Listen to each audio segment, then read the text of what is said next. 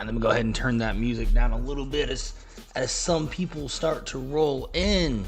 Welcome, guys, to the first episode of Relo Roundtable, hosted by Coach Forbes, head coach of the Mexico City Diablos. And so, man, this is just supposed to be like an informational podcast because, Smitty has work, or not work, but Smitty has school, so he's not able to do as much stuff as he's used to. So I'm just trying to give you guys some playoff information, award information, clinching information, just stuff like that to make sure everyone can stay in tune with what's going on around the league, and I'll let people roll in here.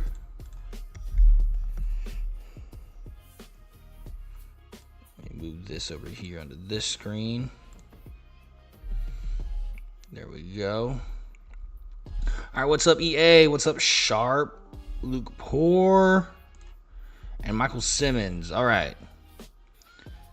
So let's get into this. So, the first thing we're going to start with is our current playoff picture. As you can see, right now in the ARC, Bison's still the 1 seed. Huskies the 2. Voyagers 3, Bulls 4. And then Cougars 5, Sentinels 7, CT 6. So the same 7 teams, just with the Sentinels losing last week and the Voyagers winning, kind of slip spots there. The Sentinels fall to 7, Voyagers jump to 3. Then on the NRC side, Diablos, Steamer, Snowhawks, Explorer still the same top 4. Desperados with their win coming to 5. Elks moving up to 6 with their win. And the Marshals at 7 with their win. As you can see, the Thunderbirds have currently fallen out of the top 7. And we'll get more into that as we go through. But this is the current playoff standings. I'm not going to go through who I think is going to win each matchup. That is the current standings for that. All right, so let's see. Let's get into, let me go here. I think it's this one. Yep. I got Neon pulled up for us to look at. And so the biggest thing right now to look at when it comes to the playoffs is seeing that in the ARC, 1 through 10 all have 7 wins or more. 11, the Hogs who aren't listed, also at 7 wins. And I think that's it. And we look at the NRC side, our top 10 teams have 8 wins or more. So that's why there's only 1 team clinched so far in the Diablos, because they've gotten to 11. And that tie means they have 1 less loss than everybody. So that's why we're not seeing a lot of teams clinching. But we do have a lot of teams that can clinch this week. So if you look at the ARC side, with the Bisons, Huskies, and Chicago, all can clinch this week with a win. All 3 of those teams can clinch, the Bisons, Huskies, and Cougars. Same thing for the Steamers on the other side, can clinch a wild card with them.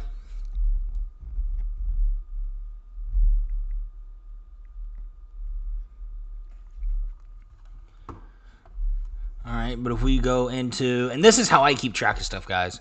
So I have I do this every season. I have a spreadsheet made where I track wins, losses, division records, and it helps me keep pace.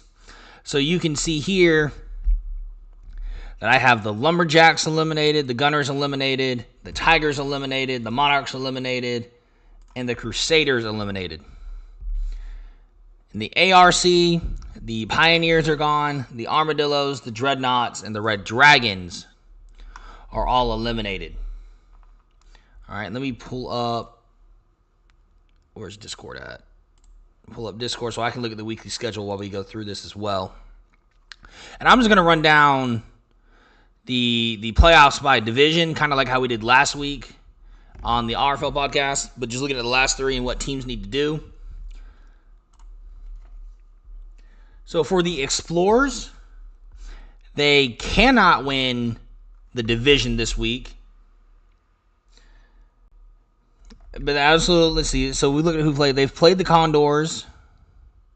Beat the Condors. They haven't played the Elks yet. Let's see when they played. And they lost to the Snowhawks. So if we go back here and check this out. So we are doing the NRC North first. Look at the standings. The Explorers currently at 9. If they go to 10 with 2 weeks left,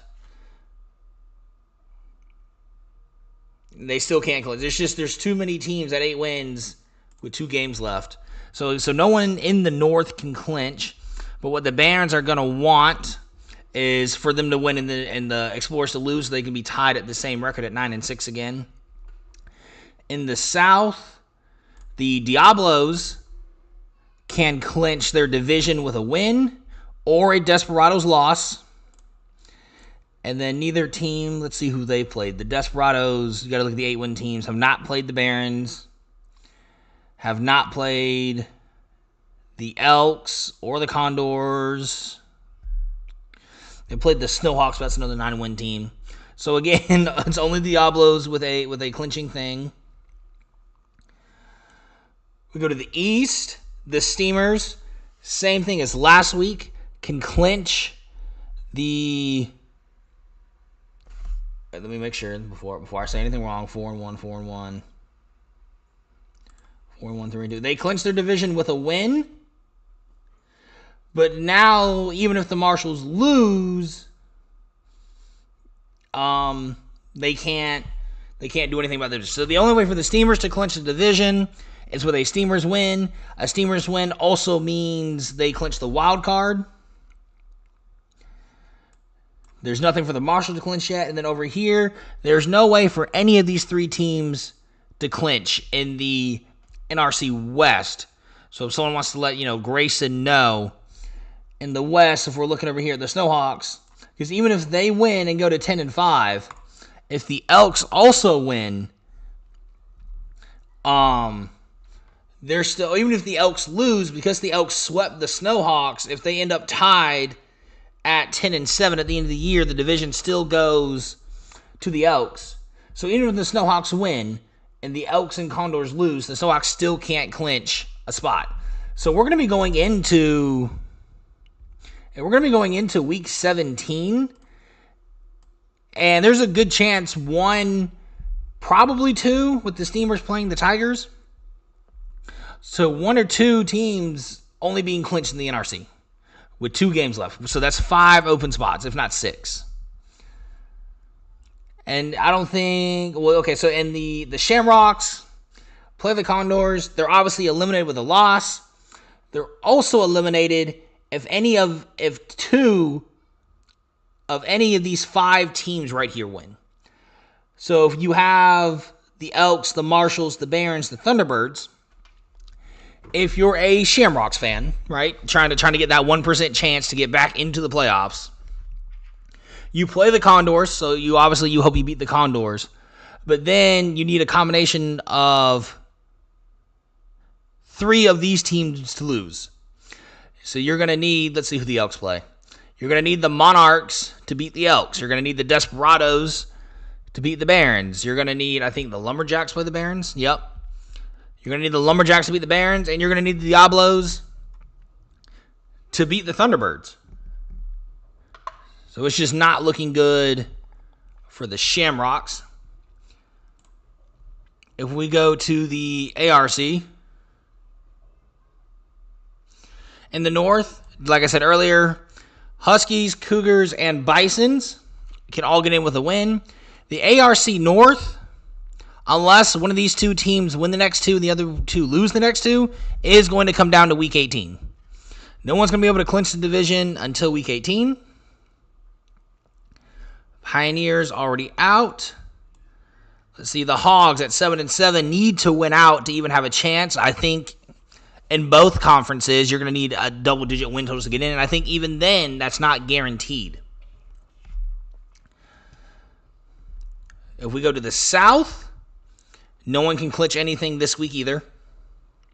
There's going to be too many teams with 8 wins or more. If we go here, yep, the top 7 all already have 8 wins or more.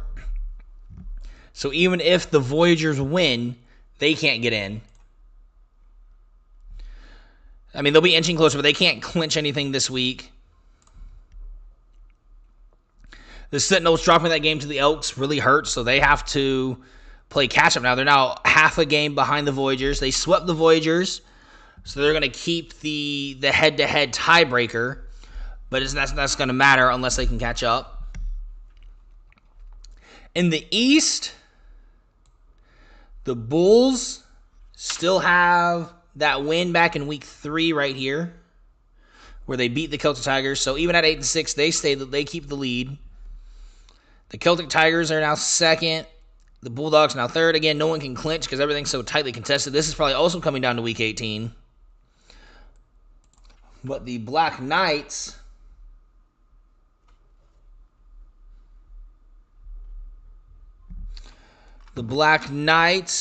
are eliminated with a loss because that'll put them at 9 losses.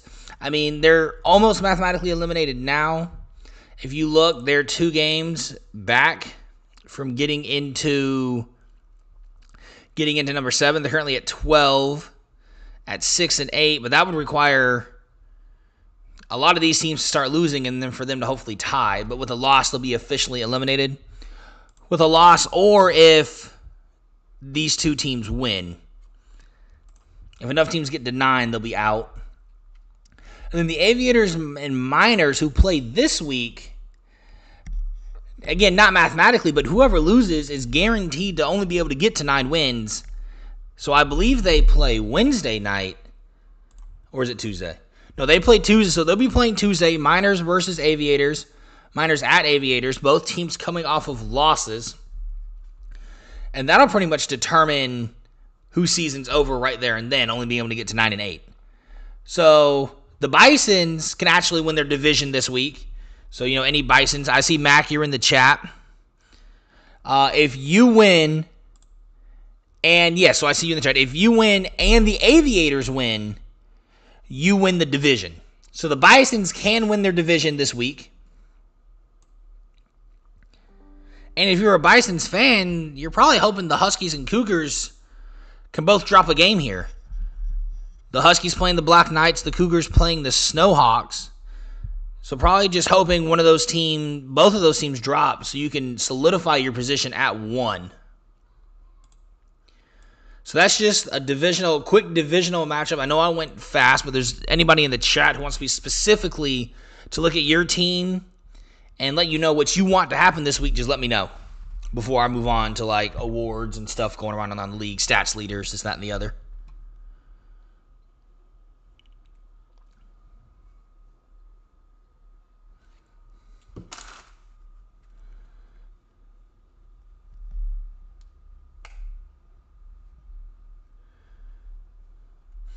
Yeah, Sharp. The Diablos, we've clinched a wild card spot. If you can see that on Neon. You could see that Mexico City has that X. That means we could lose out and still make the wild card.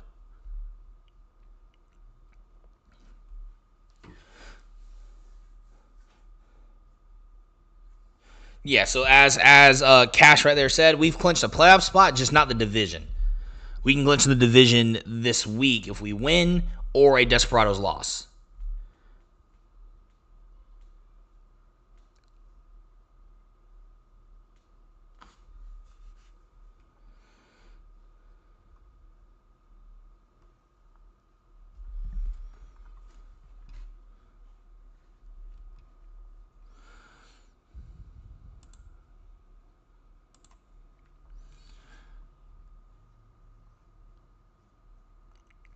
If we look at the weekly schedule, real quick, Sharp, we play Monday, so we can clinch the division Monday if we just win.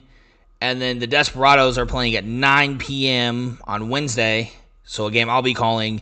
If they lose, so if we lose on Monday, but they also lose on Wednesday, we also have the division clinched. So those are the 2 games for us to be watching out for.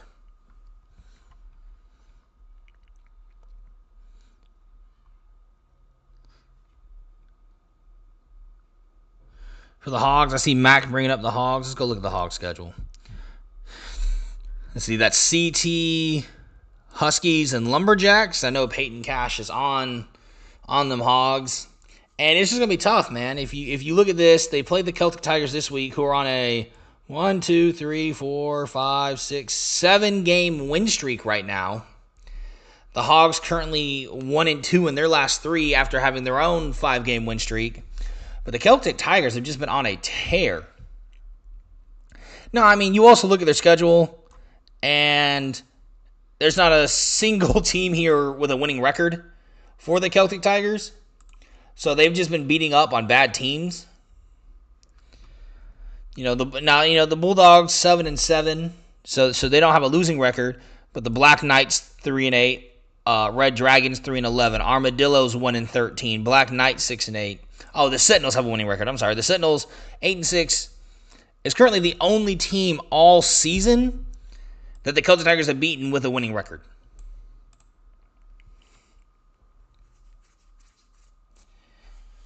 So they're definitely beatable, and they're just taking advantage of having this soft second half of the schedule.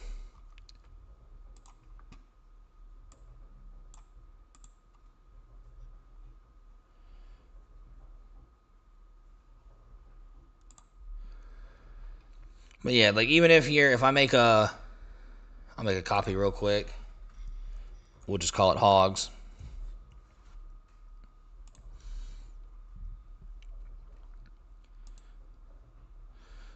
All right, because this would require the Hogs need to win out. And that puts them at 10-7. With 2-4 in the division, right? But what makes it hard is because these two teams already have 10 wins between the Huskies and Cougars, that no matter what, they're finishing above the Hogs. The Hogs, the best the Hogs can be is the 6th seed. And that's if they win out. Oh. 1 second, misclicked. The playoff teams that made it last season was the Lumberjacks won their division, the Desperados won their division, the Steamers won their division, and the Snowhawks won their division. Those were the 4 division winners. And then the wild card teams were the Diablos, Shamrocks, and Condors were the 7 teams in the ARC, or in the NRC. In the ARC, it was the Huskies, the Hogs, the Armadillos, the Bulls, the Celtic Tigers, and the Miners. And the Aviators. So Miners, Aviators, Bulls, Celtic Tigers, Armadillos, Huskies, and Hogs. Those are the teams that made it last season. But yeah, so what makes it hard for the Hogs is because of that 2-4 divisional record. You can't be over the Huskies and you can't be over the Cougars. Because they're going to have, because I'm assuming you split with them if I look. It means, yep, you went 1-1 with the Huskies. And then 1, and then you got swept by the Cougars. So yeah, that's the Hogs issue, is that you can't pass either one of those teams at this point. So Cash, it's gonna be hard. Huskies didn't make it. Oh, it was the Red Dragons. You're right, Smitty. My bad. I don't know why I had Huskies in my head. The Red Dragons didn't make it because they lost to Ronnie Shanahan Heroics in the divisional round.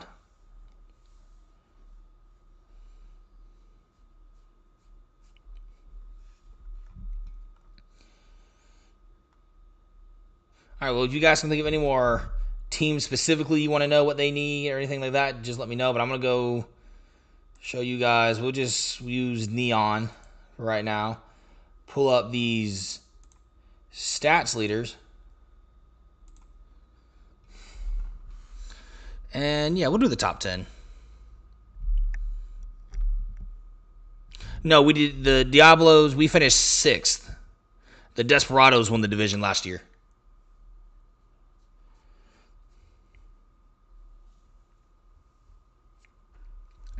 So if we look at the passing leaders, obviously Reed Wagner, number 1. Surprisingly, Miles McCain, number 2. But if you look at his pass attempts, 580. 580 pass attempts. So I'm pretty sure that leads. Yep, that leads the RFL in pass attempts, only at 70%, which is decent. Which is just insane. That's asking a lot of Miles McCain, who's a good quarterback. He's just not a top tier, top 10 quarterback as of yet. You still have guys like Reed Wagner, Marquise Washington, Darrell Johnson, LC3. Other guys on this list, Justin Jones. But just that many pass attempts, because he's 20 ahead of the next place, it looks like, at 560 here in Ben Wakefield. And Ben Wakefield, as you can see, 15 touchdowns, 15 interceptions, shouldn't be throwing the ball this much either. Let's see, in terms of, if we go average, yeah, and you can just see how much Reed Wagner's popping off here. He's only at 440 attempts, but averaging almost 10 yards to throw, almost 280 yards a game, 30 touchdowns, 4 interceptions. I'll show you guys here before we get off where he's standing in terms of like MVP and whatnot. But Reed Wagner's been killing it. See, 140 less attempts than McCain.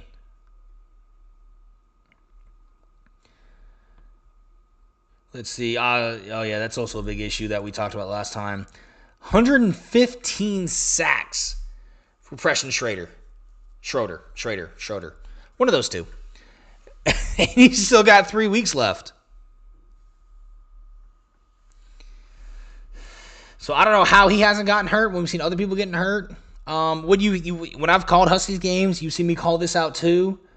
Calvin Poole's at 87 sacks with 3 games left. And with wear and tear, that's starting to get a little dangerous. Because if you just look at the quarterbacks here in the top 10, there's Calvin Poole, Dylan Lewis, and then Reed Wagner. But if you look, Reed Wagner's not even at 60 yet. And those are the only 3 guys currently on playoff teams.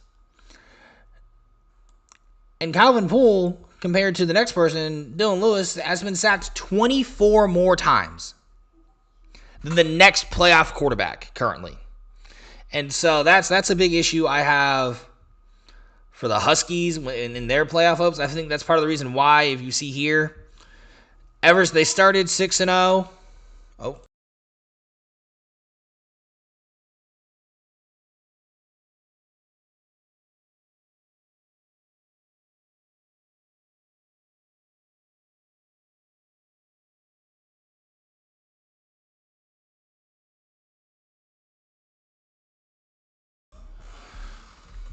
All right, so they started 6-0. Sorry, my son came out here to talk to me.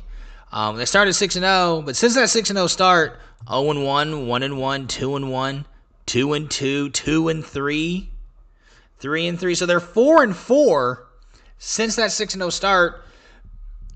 And it's what I said when we did that Week 8 podcast, and I think me and Smitty did.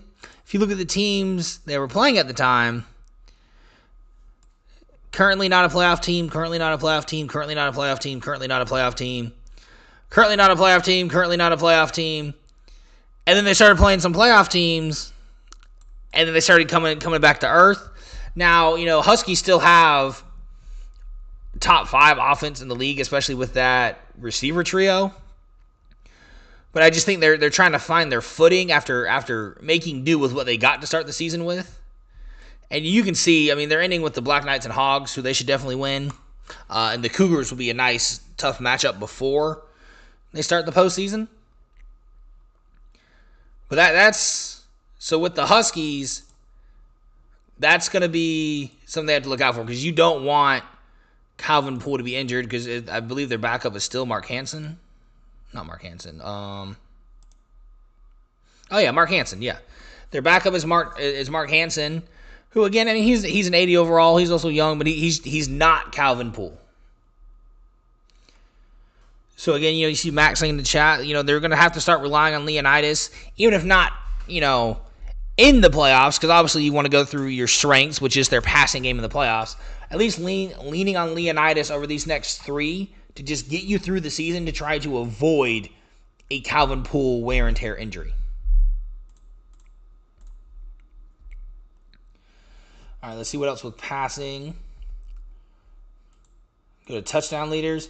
You see Marquise Washington with 33, Wagner with 30, DJ with 28, Calvin Poole with 28, Leo Moon